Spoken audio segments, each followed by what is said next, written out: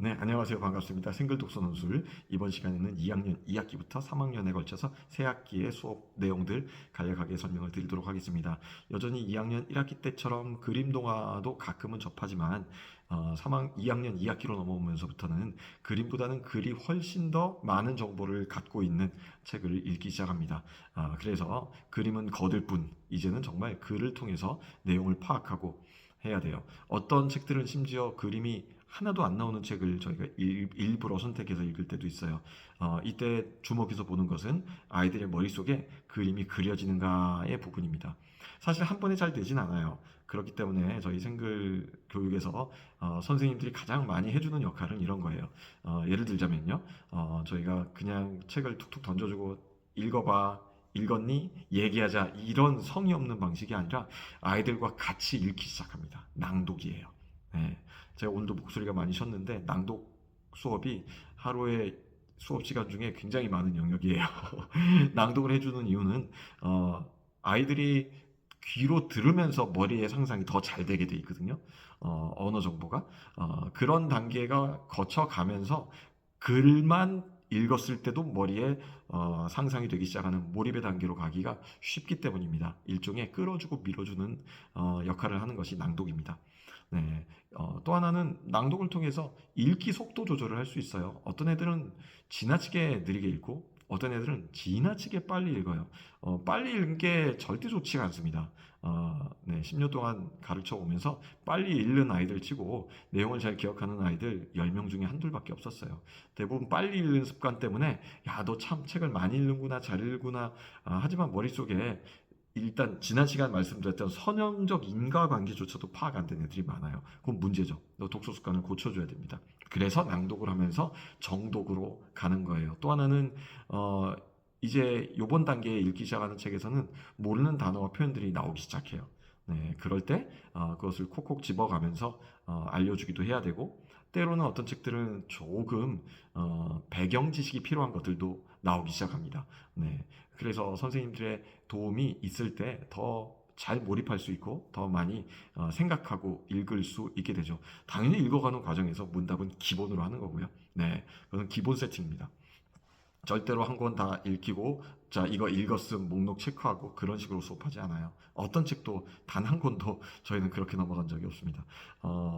글짓기는 2학년 2학기 때 이제 원고지와 조금 친해지기 위해서 필사하는 연습 정도 네, 몇 번 걸쳐서 원고지 사용법에 대해서 알려주고 애들 되게 틀리면서도 재밌어해요. 네. 오늘은 안 틀렸어요.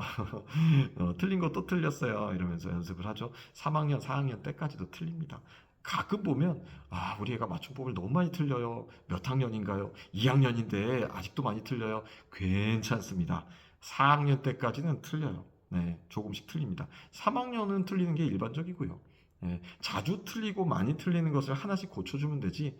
2학년들 원고지 쓴 거를 빨간색으로 틀렸다 체크 다 하잖아요. 한 두 번 해주고 나면 애들은 더 이상 글을 못 쓰는 아이가 됩니다. 저는 절대 그렇게 하지 않아요.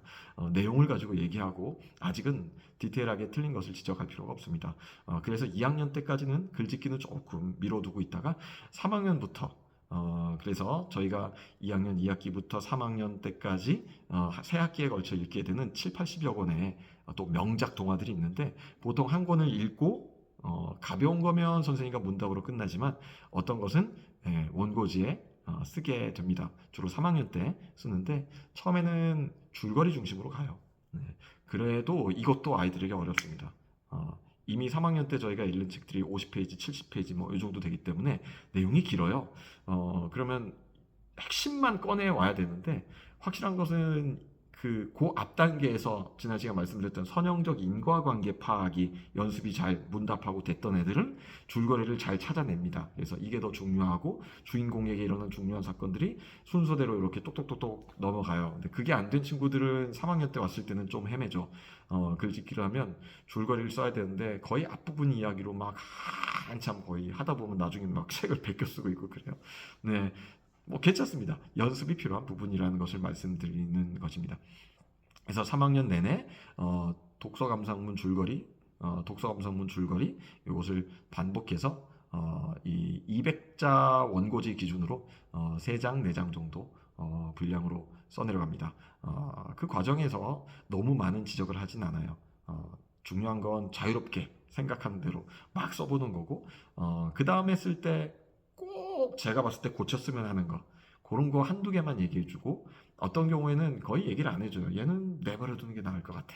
그러면 저는 그 아이의 글을 즐기는 독자고, 아이는 계속해서 자기도 모르게 발전해 갑니다. 네, 글쓰기는 저희가 원고지에 주로 많이 하는 편인데 3학년쯤 되면 이제 많이 또 들어오는 질문이 비문학을 왜 안 합니까? 예요. 문학이 기본입니다. 저희는 한 5학년 때까지 거의 비문학은 다루지 않아요. 문학 중심으로 갑니다. 문학을 살찌워 가면서 더 복잡한 내러티브가 있는 방향으로 발전해 가고 그 이유가 있어요. 반드시 저는 이제 그 초등학생 저학년만 가르치지 않잖아요. 고등학생까지 가르치는 긴 과정을 다 살펴보는데 어떤 아이들은 막 7년, 8년, 9년 다녀요, 저희 학원. 그렇게 쭉 길게 살펴봤을 때 문학을 잘한 아이들이 100% 비문학을 잘하고 그리고 논리정연하게 글도 잘 쓰게 됩니다. 문학은 기본 중에 기본이에요. 뼈대입니다.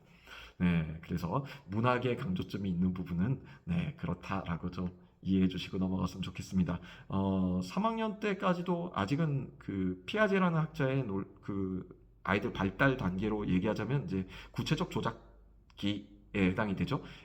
이제 조금 논리적인 생각들을 하고 앞선 것과 뒷선 것, 큰 것과 작은 것 그런 어떤 구조를 논리 구조를 조금씩 파악할 수 있는 단계이기 때문에 여기서는 선생님들의 질문들이 굉장히 중요합니다.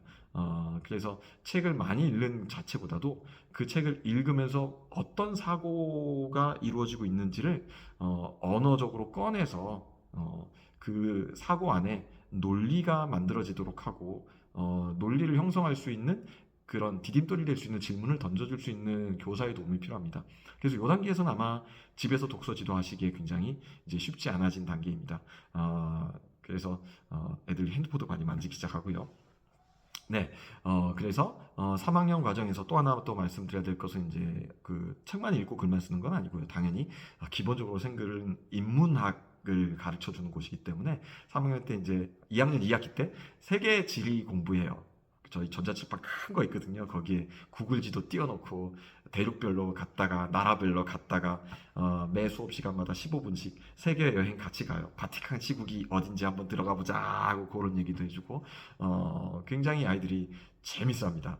네, 요걸 해주는 이유가 뭘까요? 그렇죠. 역사 공부시키기 위한 전 단계예요. 세계 지리를 파악하지 않은 상태에서는 세계사 못 들어가거든요. 저희가 3학년 2학기부터 네, 세계사 조금씩 수업 시간에 30분씩 끊어서 그림 세계사 책 있어요. 프랑스에서 나온 굉장히 좋은 역사책인데 그걸로 두세 페이지씩 선생님의 역할은 이제 스토리텔링이에요. 지도에 펼쳐가면서 그러면서 역사의 큰 흐름들을 알고 흥미를 가질 수 있도록 하는 일들을 합니다. 그것 외에 당연히 3학년 때도 교과서 한자어 여전히 유지가 됩니다. 그래서 3학년까지 굉장히 바빠요. 수업 시간 1시간 반이 어떻게 하는지 모를 만큼 무지무지 정신없이 바쁩니다. 읽어주고 문답하고 글도 썼다가 이것저것 아이들 궁금해할 만한 요소들 많이 많이 이야기해주고 그래서 생글 다니니까 애들이 아빠랑 뉴스도 보고 똑똑해진다는 얘기를 듣기도 하고 그렇습니다. 네. 3학년 때 너무 심도 있게 막 역사 수업 같은 거를 시키는 별도의 역사 학원을 보내시는 분들도 가끔 계신데 사실 역사라는 것은 이 지금의 아이들 성장 발달 단계에서는 조금 어려운 과목이에요.